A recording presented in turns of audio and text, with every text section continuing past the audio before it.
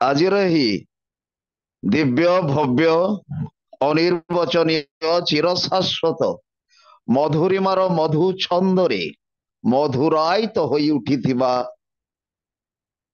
ଏକ ଅନନ୍ୟ ଆଭାସୀ ସତ୍ସଙ୍ଗ ପାରଳାଖେମୁଣ୍ଡି ଭକ୍ତି ତରଙ୍ଗର ପ୍ରତିଟି ଜୀବୋଚ୍ଛ୍ୱାସକୁ ତରଙ୍ଗାୟିତ କରୁଛି।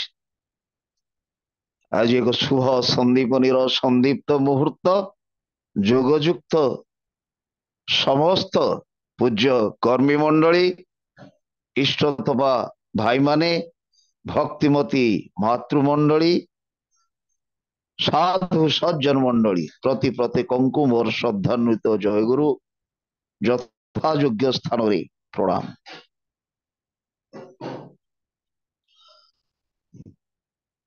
উষারে নিশারে মন্ত্র সাধন, চলা ও বোলারে জপ, যথা সময়ে ইষ্ট নির্দেশ, মূর্ত করাহি তপ। এই জীবনটি এক তপশ্চর্য জীবন। অনেক জন্ম পরে স্থাবর জঙ্গম কীট পতঙ্গ এই চারি পর্যায়ের ভিতর দিয়ে এই জন্মটিকে আমি প্রাপ্ত হয়েছ। এই জন্ম প্রতি ন্যায় দেবা, এই জন্মটিকে সংবর্ধিত করিবা, এই জন্ম সহিত ওতপ্রোত ভাবে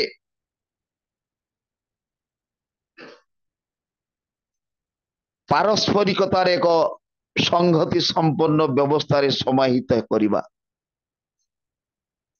ଆମେ ସମସ୍ତେ ଜାଣିଛେ ଆମ ବାପା ମାଙ୍କର ଔରସରୁ ଆମେ ଜନ୍ମ ହେଇଛେ, କିନ୍ତୁ ଗୀତାର ଗୁଣତ୍ରୟ ବିଭାଗ ଯୋଗ ଚତୁର୍ଥ ଶ୍ଲୋକରେ ଗୋଟିଏ କଥା ପୁରୁଷୋତ୍ତମ ଲୀଳା ପୁରୁଷୋତ୍ତମ କହିଛନ୍ତି, ସର୍ବଯୋନିଷୁ କୌନ୍ତେୟ ସମ୍ଭବନ୍ତି ଯାହା ତାସାଂ ବ୍ରହ୍ମ ମହଜ୍ଜୋନି ରହଂ ବୀଜ ପ୍ରଦହ ପିତା।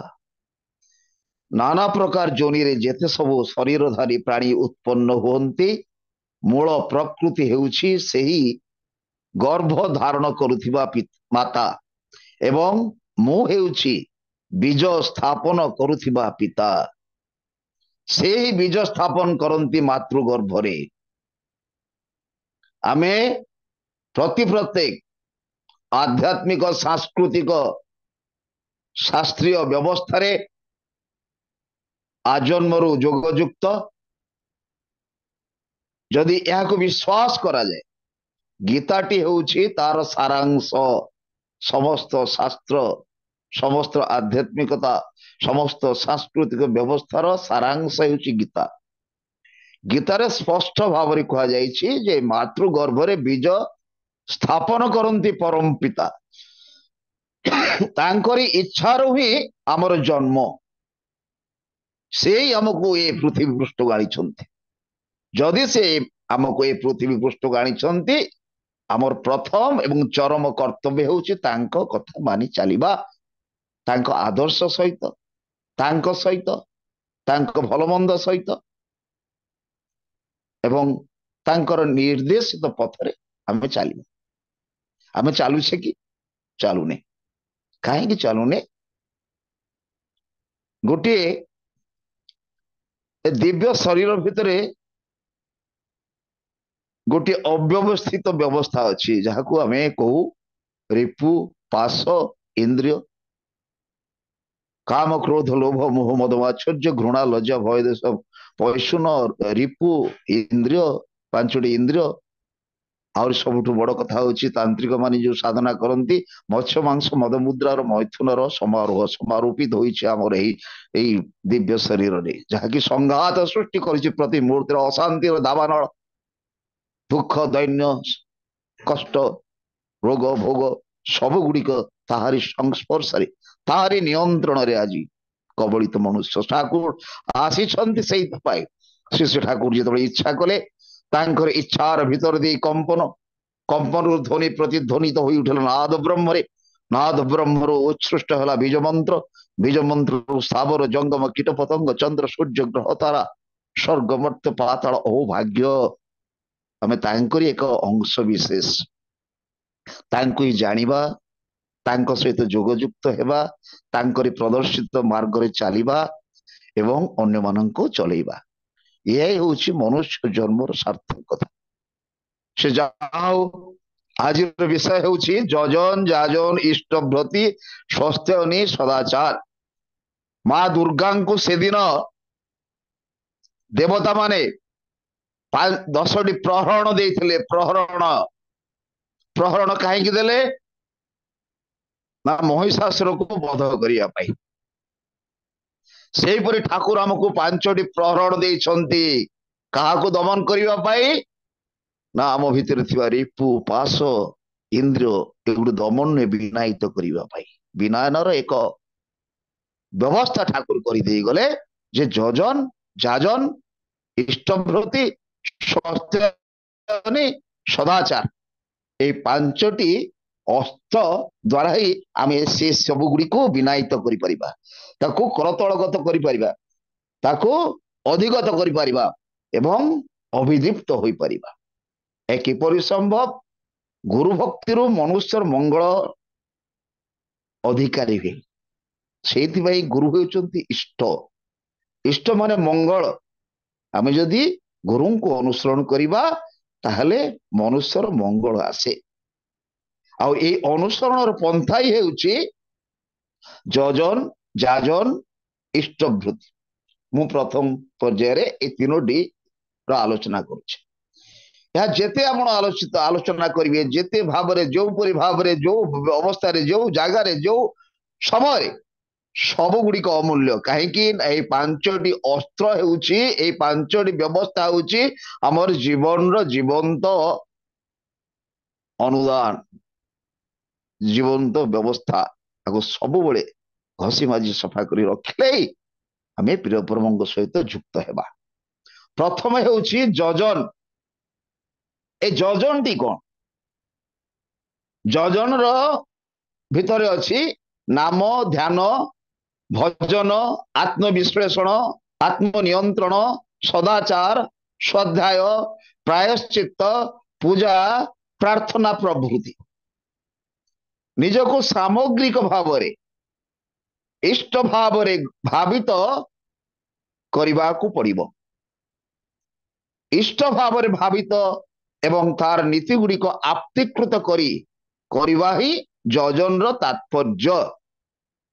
ଯଜନ ସମ୍ବନ୍ଧରେ ଶ୍ରୀ ଶ୍ରୀ ଠାକୁର ଅନୁକୂଳ ଚନ୍ଦ୍ର ଗୋଟିଏ কথা କହିଛନ୍ତି, ମୁଁ ତାକୁ ବଙ୍ଗଳାରେ କହୁଛି। নিজে ইষ্টিপুত হয়ে ওঠো, ইষ্টার্থ পরিচর্যায় তোমার জীবনকে উৎসর্গীকৃত করে তোলো। আগ্রহ উচ্ছল এক বুদ্ধি হয়ে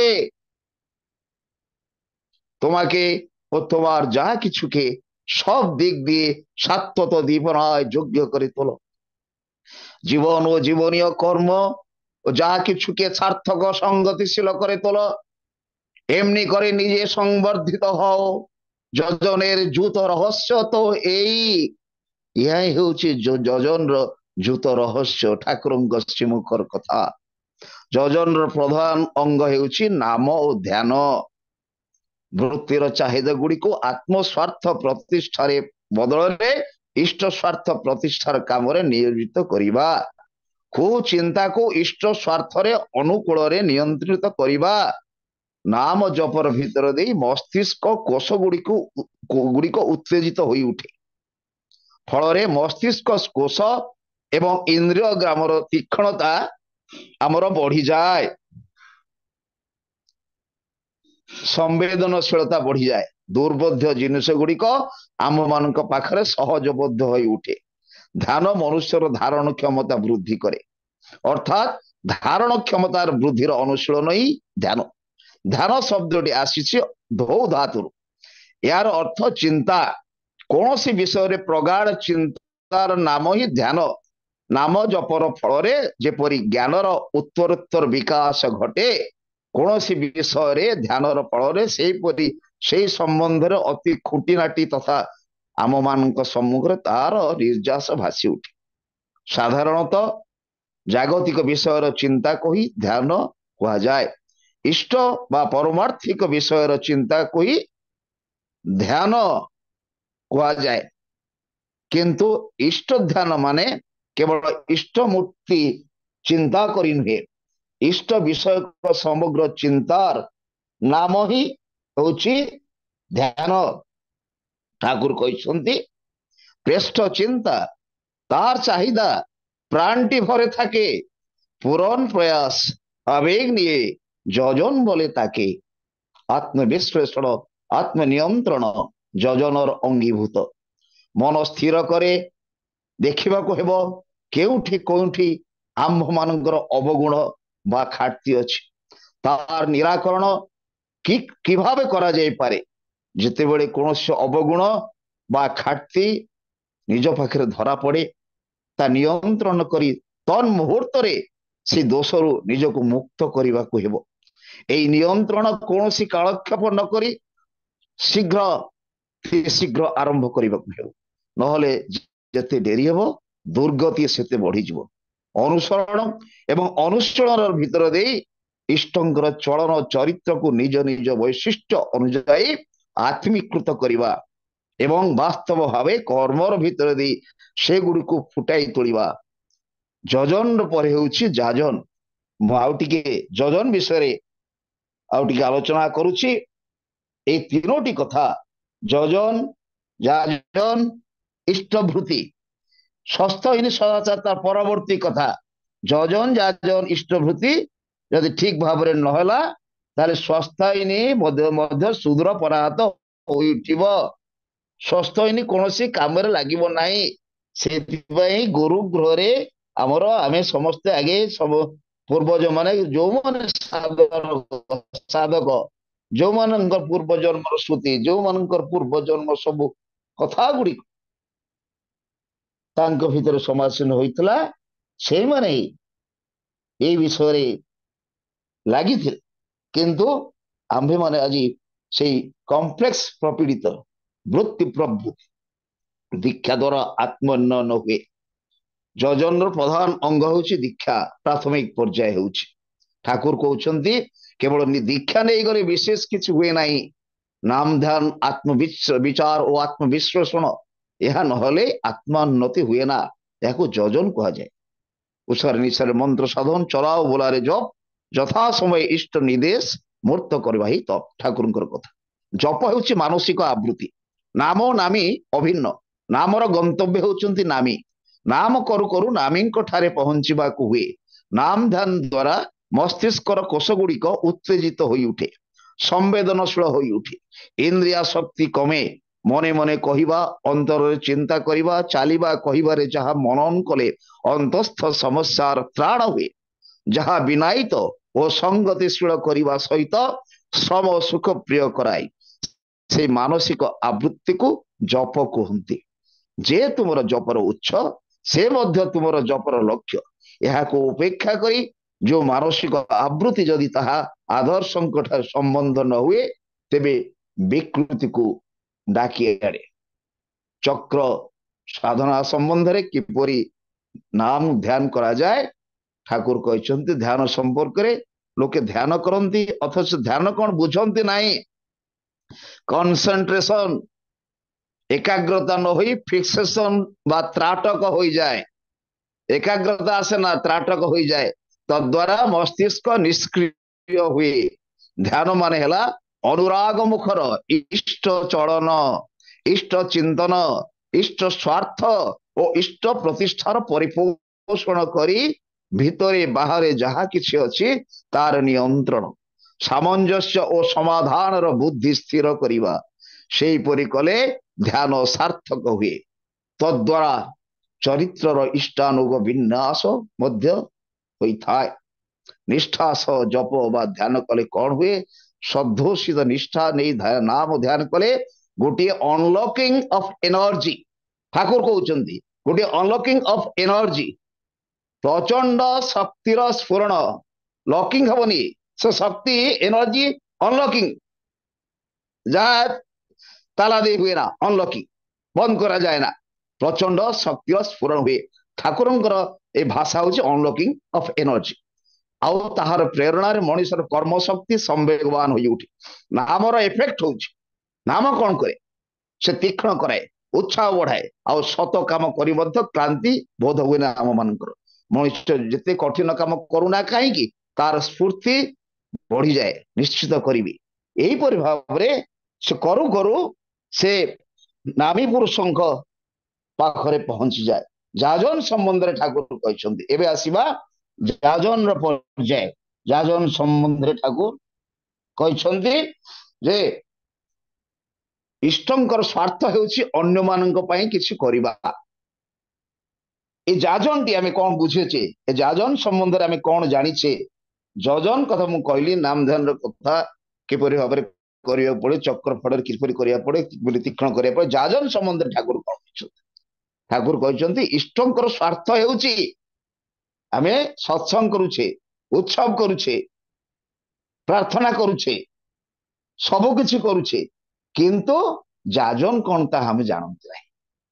ଠାକୁର କହୁଛନ୍ତି ତାଙ୍କର ଶ୍ରୀମୁଖର କଥା, ଇଷ୍ଟଙ୍କର ସ୍ୱାର୍ଥ ହେଉଛି ଅନ୍ୟମାନଙ୍କ ପାଇଁ କିଛି କରିବା। ଅନ୍ୟମାନଙ୍କ ପାଇଁ କରିବା ହେଉଛି ଇଷ୍ଟ ସ୍ୱାର୍ଥ। ତେଣୁ ଦରକାର ଅନୁସନ୍ଧିତ୍ସୁ ସେବା ମନୋଭାବ। ସ୍ୱୟଂ ଦୃଷ୍ଟି ନେଇ ଚଳିବାକୁ ହେବ। ଦେଖିବାକୁ ହେବ ଯେ କି ଭାବରେ ତୁମେ କେତେ ଟିକେ କାହାର କାମରେ ଲାଗିପାର। ପ୍ରତ୍ୟେକ ମଣିଷ ବଞ୍ଚିବା ଓ ବଢିବାର କାଙ୍ଗାଳ। এই ବଞ୍ଚିବା ଓ ବଢିବାର ଉପାୟ ହେଉଛି ସୁକେନ୍ଦ୍ରିକ ହେବା। ବଞ୍ଚିବା ଓ ବଢିବାର ଏହି ଖୋରାକକୁ ଯେତେ ପ୍ରକାର, ଯେତେ ପରିମାଣରେ, ଯେତେ ଲୋକଙ୍କ ଠାରେ ତୁମେ ସଞ୍ଚାରି ଦେବ, ତାହା ହିଁ ହେଉଛି ପ୍ରକୃତ ସେବା ଏବଂ ଏହା ହିଁ ହେଉଛି ଧର୍ମ। ଯାଜନ କଲେ କଣ ହୁଏ? ଠାକୁର କହୁଛନ୍ତି ଯେ ଯାଜନ କରେ ମସ୍ତିଷ୍କର ସବୁଗୁଡ଼ିକ ସ୍ତର ଆକ୍ଟିଭ ବା ସକ୍ରିୟ ହୋଇ ଉଠେ। କ୍ଷୁଦ୍ର କ୍ଷୁଦ୍ର ବାସନାର ନଟ୍ସ ଅଫ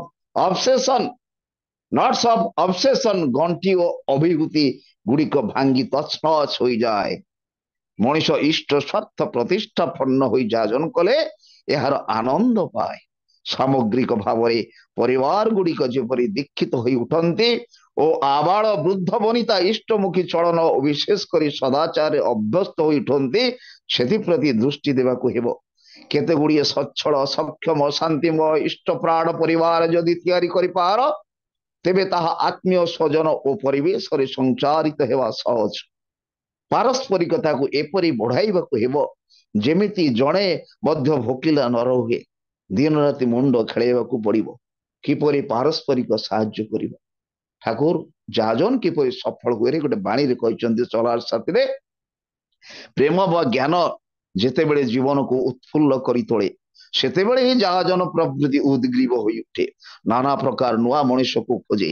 ସେ କହିବାକୁ ଚାହେଁ ନାନା ପ୍ରକାରେ, ନାନା ଢଙ୍ଗରେ ତାର ପ୍ରିୟ ଯାହା ତାହାରି କଥା, ଏବଂ ଭୋଗ କରିବାକୁ ଚାହେଁ ନାନା ପ୍ରକାରେ। ଏହିପରି ଭାବରେ ଯେତେବେଳେ ହିଁ ଦେଖିବ ଏହି ଖୋଜାଖୋଜି ଏବଂ ଏହି ପାଇବା ପୁଇବା ସ୍ତିମିତ ହୋଇଯାଉଛି, ପ୍ରିୟର ବୋଧ ଓ ବୁଦ୍ଧି ମଧ୍ୟ ତୁମ ଭିତରେ ଶୁଷ୍କ ହୋଇ ଉଠୁଛି, ଯେତେବେଳେ ଦେଖିବ ତୁମର ଯାଜନ ପ୍ରବୃତ୍ତି ଦିନ ହେଉଛି ବା ସ୍ତିମିତ ହୋଇଯାଉଛି, ଠିକ ବୁଝ ତୁମ ଅନ୍ତରରେ ବୋଧ ଓ ଉପଭୋଗ ଦିନକୁ ଦିନ ମଧ୍ୟ ସ୍ଥବିର ହେଇଯାଉଛି।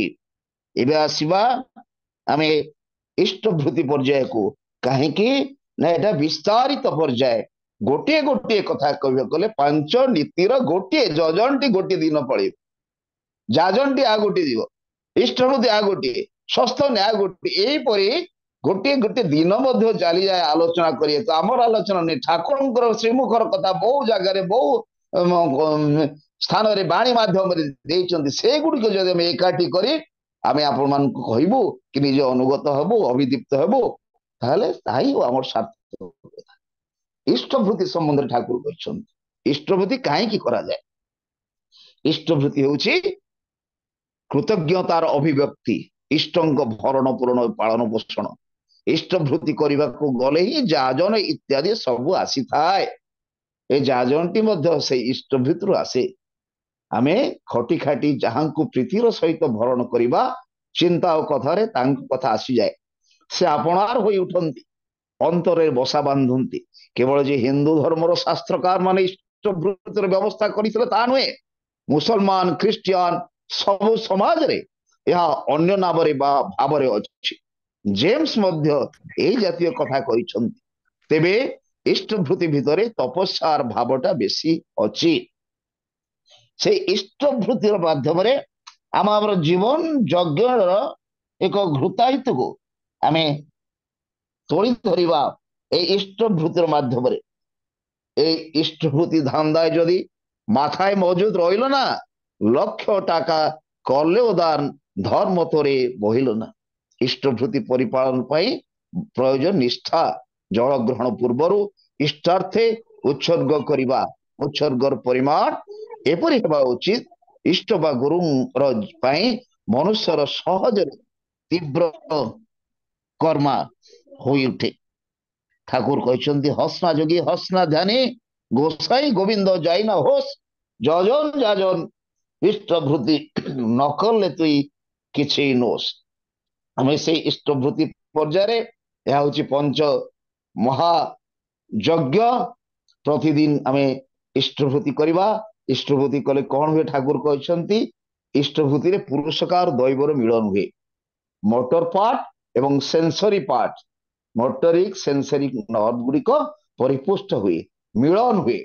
ଇଷ୍ଟଙ୍କ ପାଇଁ କେତେକ କର୍ମ କଲେ କର୍ମ ଗୁଡିକର ସଞ୍ଚିତ ଫଳ ମଧ୍ୟ ଆମ ବୋଧରେ ଧରା ପଡେ। ଇଷ୍ଟଭୃତି ପ୍ରତିଦିନ ନ କରି ମାସକୁ ଥରେ ସେଇ ବାବଦରେ କିଛି ଟଙ୍କା ଦେଲେ କଣ ହୁଏ? ଠାକୁର କହୁଛନ୍ତି ଉତ୍ତରରେ, ଇଷ୍ଟଭୃତି ଚାନ୍ଦା ନୁହେଁ, ଏହା ମଧ୍ୟ ଡୋନେସନ ନୁହେଁ, ଭୋଜ୍ୟ ବା ପଇସା ଇଷ୍ଟଭୃତିର ମୂଳ କଥା ନୁହେଁ।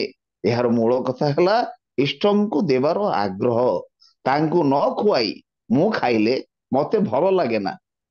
ତାଙ୍କ ସେବା ପୂଜା ନ କରି ମୁଁ ଯଦି ମୋର ନିଜ ଜୀବନଟାକୁ, ମୋର ଦେହକୁ, ମୋର ପରିବାରକୁ ଦେଖେ, ତାହେଲେ ସେଟା ମତେ ଭଲ ଲାଗେ ନା। ଏଇ ଆବେଗ ଯେତେବେଳେ ନିଶା ପରି ଆମମାନଙ୍କ ଭିତରେ ଲାଗିଯାଏ, ଏହା ଜୀବନରେ ଅଫୁରନ୍ତ ଉତ୍ସାହ ପ୍ରଦାନ କରେ। ଠିକ ଭାବରେ ଇଷ୍ଟଭୂତି କଲେ ଏହାର ଗୁଣ ବୁଝାଯାଏ। ଯେପରି ସରଳତମ ଓ ସବୁଠାରୁ ଶକ୍ତିଶାଳୀ ପଥ ଆଉ ନାହିଁ ଇଷ୍ଟଭୂତିରୁ। ଇଷ୍ଟଭୂତି କଣ ବିପଦ ଆପଦରେ ସାହାଯ୍ୟ କରେ ଆମ୍ଭମାନଙ୍କୁ? ଠାକୁର କହୁଛନ୍ତି ଇଷ୍ଟଭୂତିର ଭୟାନକ ଗୁଣ ଅଛି। ଆଗନ୍ତୁକ ଅନେକ ବ୍ୟାଘାତକୁ ଏହା ଅଟକାଇ ଦିଏ। ଇଷ୍ଟଭୂତି ମାନେ ଇଷ୍ଟ ଭରଣ, ନିଜର ଗୁରୁଙ୍କୁ ପ୍ରତି ଗୁରୁଙ୍କ ପ୍ରତି ପ୍ରତ୍ୟହ ଅବଦାନ ସ୍ୱରୂପ ଭୋଜ୍ୟ ନିବେଦନ କରିବା ପ୍ରଥାଟି ଖୁବ ଭଲ। ଏଥିରେ ଶାରୀରିକ ଓ ମାନସିକ ଉଭୟର ଗୋଟିଏ ଆଗ୍ରହ ସନ୍ଦୀପ୍ତ ଟାଣ ତାଙ୍କ ଉପରେ ଗଜାଏ। ନିଜ ପିଲାଙ୍କ ପାଇଁ କରୁ କରୁ ଯେପରି ପିଲାଙ୍କ ଉପରେ ଟାଣ ହୁଏ, ସେହିପରି ଠାକୁରଙ୍କ କାମ କରୁ କରୁ ଠାକୁରଙ୍କ ଇଷ୍ଟଭୂତି ତାଙ୍କ ପ୍ରତି ଟାଣ। ଇଷ୍ଟଭୂତି କରିବା ବିଧି ଠାକୁର କହୁଛନ୍ତି, ସକାଳେ ଉଠି ମୁହଁ ଧୋଇ ଧ୍ୟାନ ସ୍ମରଣ କରି ଭକ୍ତି ସହକାରେ କିଛି ଅର୍ଥ ବା ଅନ୍ୟ କିଛି ନିବେଦନ କରି ରଖିଦେଲେ ମାସାନ୍ତରେ ଆଶ୍ରମକୁ ପଠାଇଦେଲ। ଏଇ ଅଭ୍ୟାସ ଯଦି ଠିକ ଭାବେ ପାଳିତ ନ ହୁଏ, ତେବେ ବୁଝାଯିବ ଯେ ତୁମର ଚଳଣିରେ କିଛି ଘାଟତି ଅଛି। ତଦ୍ୱାରା ହୁଏତ କୌଣସି ବିପଦ ଆସିପାରେ। ଠାକୁର କହିଛନ୍ତି ଭକ୍ତି ଭଣ୍ଡାମିରେ ଠାକୁର ପୂଜା, ବିଧି ଭଣ୍ଡାମିରେ ଇଷ୍ଟଭୃତି। ସ୍ୱାର୍ଥ ପ୍ରୟାସେ କରନ୍ତି ଯେ ନଷ୍ଟ ହୁଏ ତା ସତ୍ତା ଧୃତି।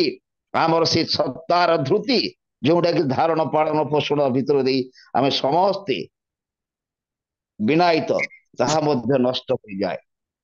ଦୀକ୍ଷା ସହିତ ଇଷ୍ଟଭୂତିର କଣ ସମ୍ପର୍କ? ଠାକୁର କହୁଛନ୍ତି ଇଷ୍ଟେ ଚେତନ ବ୍ୟକ୍ତିତ୍ୱଟା ମନ୍ତ୍ରେ ଚେତନ ମନ, ଇଷ୍ଟଭୂତିରେ ଦୀକ୍ଷା ଚେତନ, ସେବାରେ ଚେତନ ଧନ।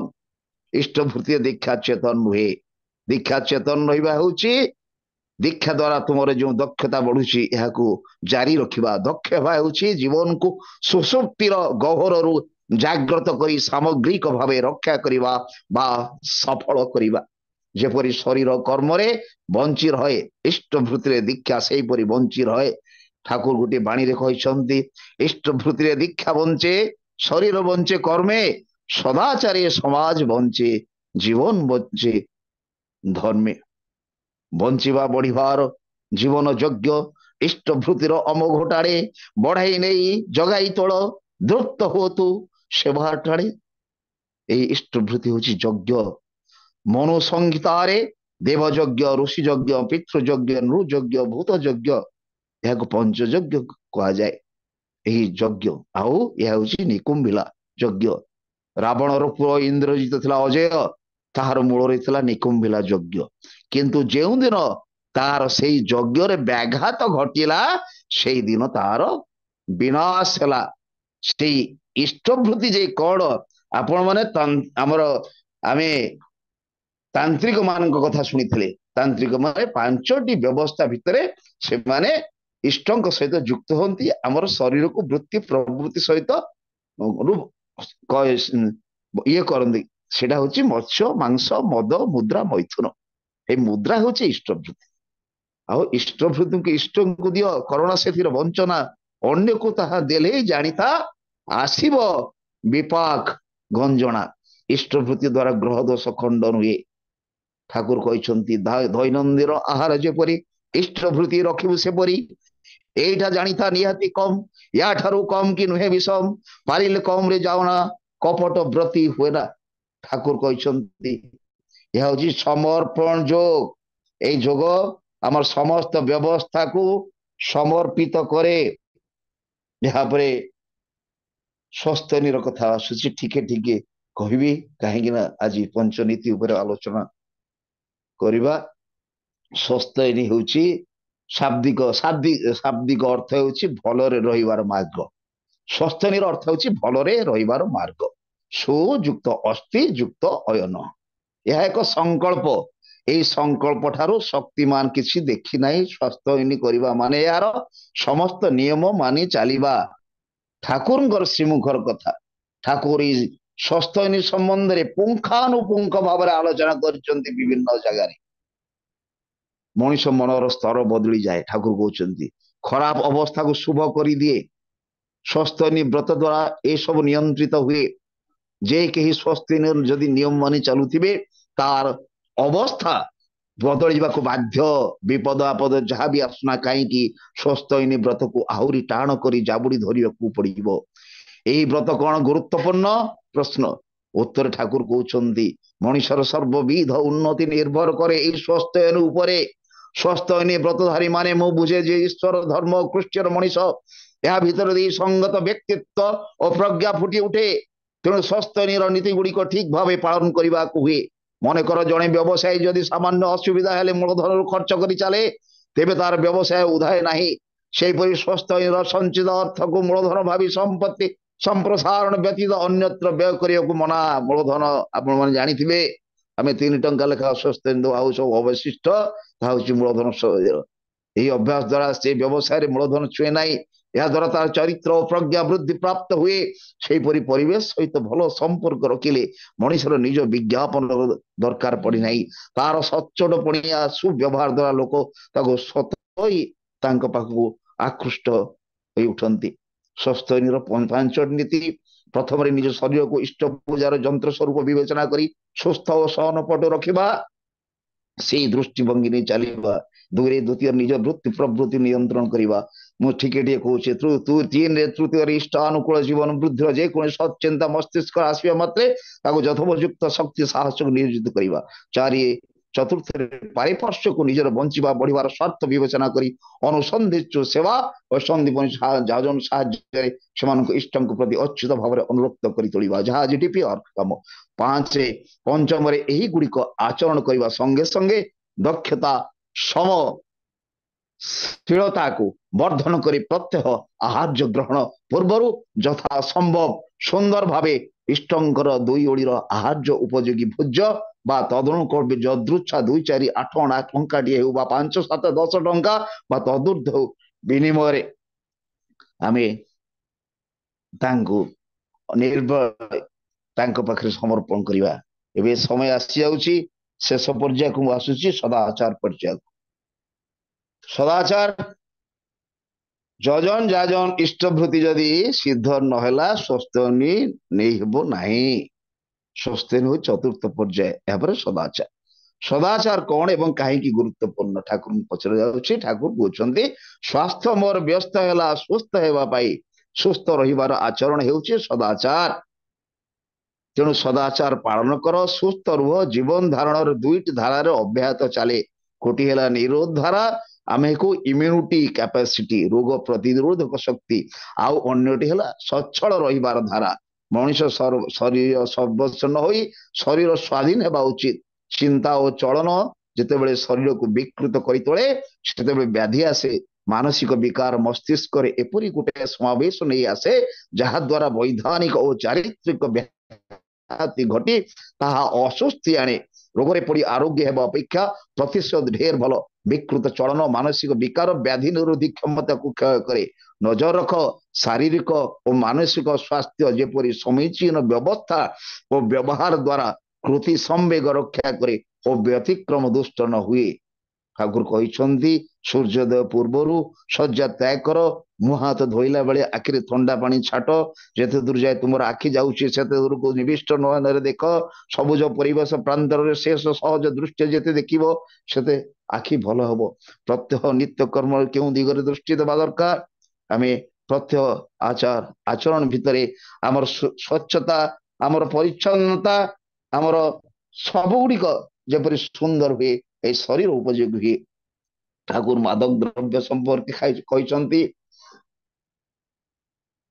खाना मादक प्याज रसुण माछ मांस नानाविध से विधान विषाक्त हुए अजथा हुए उत्तेजित ठाकुर मत्स्य मांस मद मुद्रा मैथुन ये सब गुड़िक या आमर सदाचार अंग ठाकुर कहते ले खाद्य सहज पुष्टिकर खाद्य खाइबा कंचा कदली सीझा डाली खसा बटा घी क्षीर एगुड़ सब खाइबा आहार विषय ठाकुर बहु आमको सचेतन कर तेणु आज आलोचना मुझे सांग कर ठाकुर गोटे बाणी दे ठाकुर कहते मु जहा जहा कही तुम मैंने कर विशेष जोर दे जहा कही विशेष शैथिल्यर सहित सेगुड़िक अवज्ञा कर ऊर्जी उदम्य हरा श्रद्धा और निष्ठा हरा सात्वत जीवन नहीं गोटे भक्त अभिनिवेश अनुचलन निथर उच्छल तृप्ति नहीं बसी अछ बेस दिन काटुछ एटा किंतु तुम मान पक्षरे भारत पक्षरे भारत कहीं पृथ्वी पक्षरे सांघातिक संघात सृष्टि करुछि शैथिल्य परिभूत अपटु जीवन नहीं समस्त पाखरे अपटु जाजन रे जो बोधनार सृष्टि करुछ जो कृति अनुचलन उदाहरण दे चली किसी दिन पर तुम्हें सब आ तुम्हें रही ना सन्देह उद्भ्रांत विधि उल्लंघन अनुचलन विभाग सृष्टि कर जीवन को खर्ब ही कर तोड़े समाज परिवेश और शासन संस्था सबू ही शासन दीप्त परिभृतर सहित कुचित रही जात्री हुई चली थाए दैनंदिन जीवन में तेणु कहूँ क्षण आस क्षण उठी छिड़ा हो क्षण भी कर क्षण भी चल से सात्वत अमृत पथ तुम मान अंतर ही अभिदीप्त हो रही उच्छल अग्रगति रे से दिगरे ही आगे चलो निजे बंच अन्य को बंचाओ सर्वे भवन्तु सुखिनम सर्वे सन्तु निरामया सर्वे भद्राणि पश्यन्तु मा कश्चित् दुर्भाग् भवेत्। जय गुरु। जय गुरु।